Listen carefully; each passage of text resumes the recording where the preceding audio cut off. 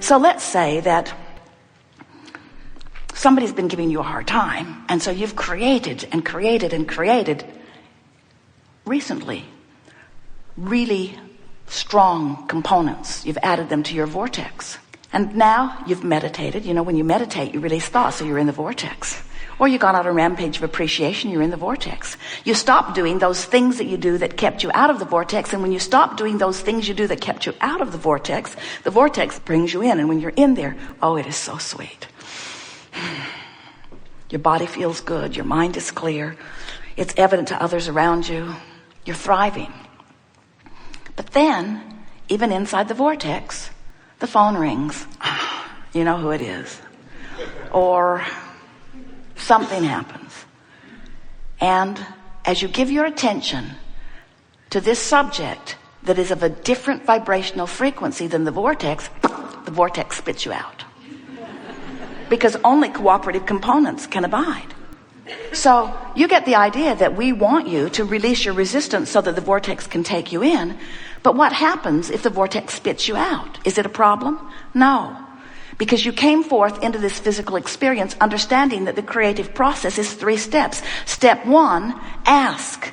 And you need contrast to do that. If you don't have a variety to choose from, you have no way of asking. So step 1 is important. And step 1 happens in the majority of cases when you are outside of the vortex. You know what you don't want, you ask for what you do want. Step 2 is not your job. That's the job of source. That's the job of your inner being. That's the job of law of attraction. That's the job of the vortex. Step 2 is when you ask, it is given every single time. And it's not just given. The vortex and the source within you becomes the equivalent of all that you've been asking for. So step 2 is not your work. And step 1, you don't have to work at because the contrast just causes you to ask. Step 3 is your work.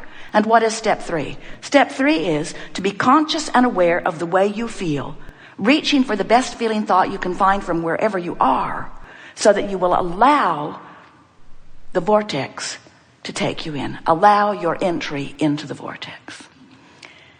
If we were standing in your physical shoes, we would be eagerly aware of this vortex of creation. But we would not freak out when we're having a step 1 moment. When you're having a step 1 moment, understand your relationship to the vortex. Say to yourself, I'm ornery as I can be as I'm having this step 1 moment, but the good news is I'm putting things in the vortex. In other words, at least be aware that that's what you're doing. And then say, and I know the happy old vortex is over there just spinning around, gathering all the cooperative components, but for now I intend to just complain. Because in my complaining, I'm adding more to the vortex. That's my justification. And we say, yes, you are. And we do want you to be easy when you're not in the vortex, but we want you to be in the vortex. And you don't need to worry. There is enough contrast that surrounds you that you'll have plenty of step 1 opportunities. Let your dominant intent be to be in the vicinity of the vortex. Let this loving God force vortex bring you in. Let yourself be all that you have become. That's what will happen when you have your, what you call your death experience. We call it croaking. We try to be as disrespectful as we can of death, since there isn't any. You're always alive, sometimes physically focused. And as you came into this physical experience, it was your intention to let the contrast inspire the expansion. But do you know what the most exhilarating thing that you were looking forward to in this expression of physical life? Do you know what you were really wanting? Do you know the reason that you keep coming forth into the physical experience? Because there is nothing more delicious than to have expanded and held yourself apart from it for a little bit and then release the resistance and let yourself go. That's the river of life that you want to live. You want to continually be in this place where you're reaching and allowing and reaching and allowing and reaching and allowing. And you don't need to worry about it. It will ever be thus. We just think that when you know who you are, and you know about the vortex, and you know about the laws of the universe, and you know about your emotional guidance system, and you know you can direct your own thoughts, and you can practice by feeling the thought that doesn't feel good, and then feeling the thought that feels better, and then feeling the thought that feels better still. When you become aware of the laws of the universe and your place in it, it's like having your hands in the most creative of clay. And then life is so good, just like you knew it would be. We call this gathering the art of allowing. It's the art of allowing, consciously, deliberately allowing you here in your physical body to get up to speed with who, not just who you were before you were born, which was very much up to speed, we want to tell you, but with who you have become since you have been here, projecting improvements and expansion and evolution into that which you are. If you are little and someone's rude to you, you ask for a nicer world, and you create you in a nicer world. But if you keep noticing rude people, then you keep holding yourself in resistance to the nicer world that you carved out when you were very young. If someone really mistreated you when you were little, and you've been beating that drum ever since, when people introduce themselves to you, you say, "Hi, I'm so-and-so. I was abused when I was 12. So even though it happened a long time ago and caused you to launch rockets of desire and become a much more well-treated person, if you keep beating the drum of that abuse day after day, year after year, decade after decade, what happens is you for years hold yourself as a vibrational resistant component to this vortex of creation that you've been creating. Every time you don't have enough money, you ask for more. You have created a veritable fortune in your vortex of creation. And the reason that we're calling it a vortex is because law of attraction is responding to the central theme of it. And what's the central theme in your vortex? The expanded version of you, the healthier you, the more prosperous you, the more loving you, the worthy feeling you. In other words, life has caused you to become this. But often, you're so enamored with your physicality. Abraham, I can see and I can smell, I can taste, I can feel, I can touch. I'm tactile. Look around me. Here is my world. And we say, you're only looking at a small part of your world. You're looking at the so far manifested world. You're looking at the world you have allowed to become based upon the vibration that you chronically hold to, based upon your beliefs. But your physical manifested world could match this vortex of creation that you've been adding to all day, every day. You could be standing in this physical body and you could be a worthy feeling being. You could feel secure. You could be flexible. You could be mobile. You could be incredibly prosperous. You can be the creator of your own reality. You just have to understand the two vibrational realities that are going on, and you've got to make them match. So this vortex of creation, we're really enjoying this analogy because it helps us to help you to understand that you've become more than you're often letting yourself be. And in order to be all that you are, you got to get in the vortex.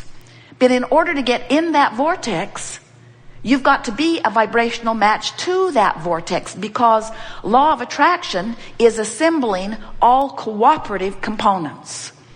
So you've put plenty of requests for abundance there, and vitality and clarity and well-being. And law of attraction is gathering all of the cooperative components to that.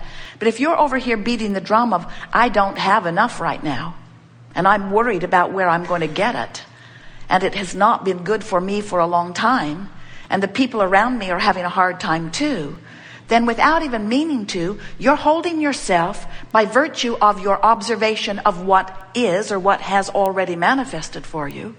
You're holding yourself in observation of your physical world in vibrational resistance or opposition to your non-physical vortex of creation.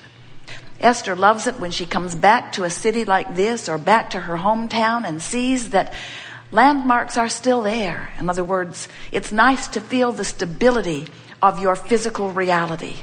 But you get so caught up in the stability of your physical reality that you don't let yourself expand proportionate or in the timing of your true expansion. When you ask for something, it's given now. Why don't you go where it's given? And then when we ask the question, are you enjoying the contrast of your time and place? Are you enjoying your new desires? You would say, yes, I am. I'm enjoying my new desires because I get one and I receive it, and then I get another idea and I receive it, and I get another idea and I receive it. Life's good out here on this leading edge of creation. So if there are things that you have been wanting that are not showing up, are taking way too long, or not seeming to show up at all, it's for only one reason. You've got a habit of thought. That's what beliefs are. A chronic thought that you keep thinking, usually based upon something you're observing.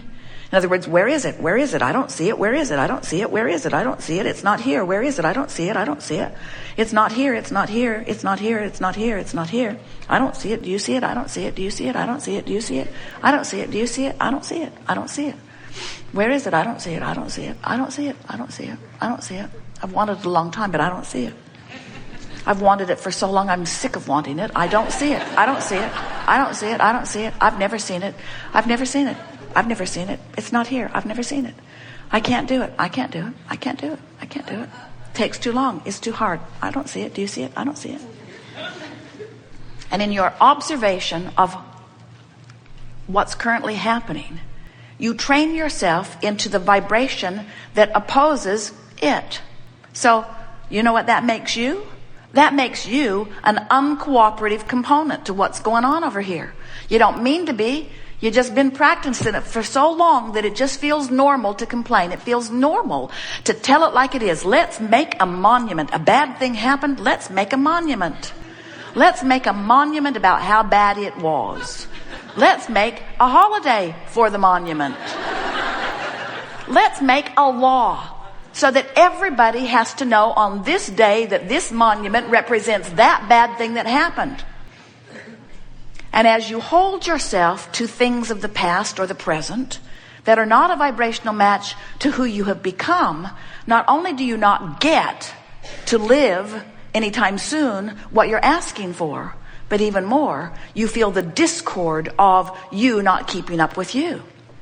Now, sometimes you think, well, I don't think I should have to do all of this work. I think I should be able to stay over here and just complain to the universe or to source or to my inner being, complain to God like I used to complain to my mother. It worked with her. If I complained long enough, she'd give up the stuff. But when you are talking with law of attraction, you cannot be a cooperative component to what you want while you complain, or while you justify, or while you defend, or while you continue to beat the drum of why you need it or why you deserve it. In other words, you can't keep amplifying the absence of what you want, or the neediness or the lack of what you want, and be a vibrational match. You have to talk about what you want and why you want it. You have to find some way of getting into the vortex. And that's really what we'll be talking about today. How to get into this vortex of creation. Do you understand that in that vortex is not just where what you want is, it's where who you are is. In other words, your inner being is a lover. And when you find someone to hate, even though by your earth standards you are justified, others agree with you, yeah, we all hate that person. That's a true hateable person. And we say, source within you does not hate. And that's why hate feels to you like it does. It's the feeling of not resonance with the wholeness of who you are. It's the disallowing the fullness of who you are. So occasionally Esther says, as she stands outside her vortex, while we are standing over there inside her vortex, Esther will say, Abraham, I really think you should come over here with me because I know I'm right. This is true. This is a true thing that I'm focused upon. And we say, we never come over there where you are outside the vortex of well-being. You have to come in where we are. We never stop being what you have become. And we never stop offering a signal of it.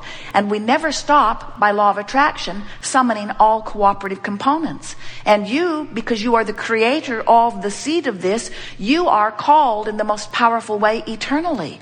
But if you harbor thoughts that don't let you come, then you can't come, because you are a vibrational being, as are we.